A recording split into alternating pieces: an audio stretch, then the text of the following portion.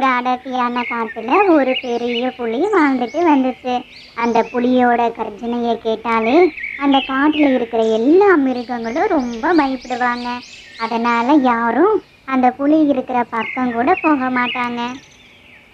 புலி ரொம்ப பயங்கரமானதுன்னு சொல்லி அந்த புலி இருந்த இடத்தை விட்டு விலகியே வாழ ஆரம்பிச்சாங்க. ஆனா உண்மையில அந்த புலி ரொம்ப அமைதியானது. அது மட்டும் இல்லாம அதுக்கு இசை கேட்கறதுனா ரொம்பவே பிடிக்கும். அந்த புலி ஒவ்வொரு நாளும் மரத்து கீழே உட்காந்து பறவைகளோட இசையை கேட்டு ரொம்ப சந்தோஷப்படும்.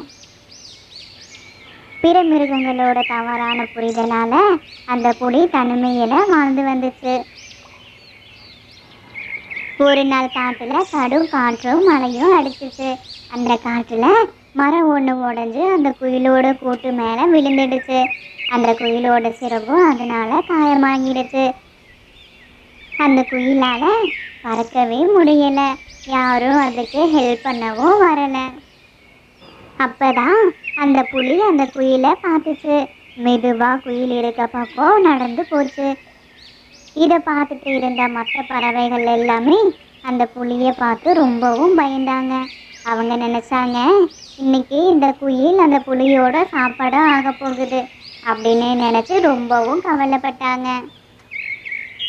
ஆனால் அந்த புலி குயிலை தூக்கிட்டு ஒரு பாதுகாப்பான இடத்துக்கு எடுத்துட்டு போச்சு. அங்கே அந்த குயிலுக்கு உணவெல்லாம் கொடுத்து மருந்து எல்லாம் தேய்ச்சி விட்டு அந்த புலி நல்லா பார்த்துக்கிச்சு. குயிலுக்கு கொஞ்ச நாள்லயே சரியாக ஆரம்பிச்சிச்சு. தினமும் குயிலோட பாட்டை கேட்டு புலி ரொம்ப சந்தோஷப்பட்டுச்சு. இதை பார்த்த மற்ற மிருகங்களுக்கு ரொம்ப ஆச்சரியமா இருந்தது. மற்ற மிருகங்கள் எல்லாமே நினைச்சாங்க, இந்த புலி நம்ம நினைச்ச மாதிரி இல்லைன்னு. எல்லா மிருகங்களும் ஒருத்தரை பார்த்து சிரிச்சாங்க.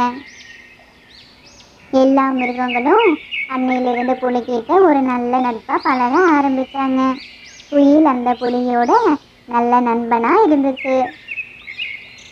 முதல் முறையாக அந்த காட்டில் புலியும் பறவைகளும் சின்ன மிருகங்களும் ஒரே இடத்துல நட்பாக ரொம்ப சந்தோஷமாக வாழ ஆரம்பித்தாங்க.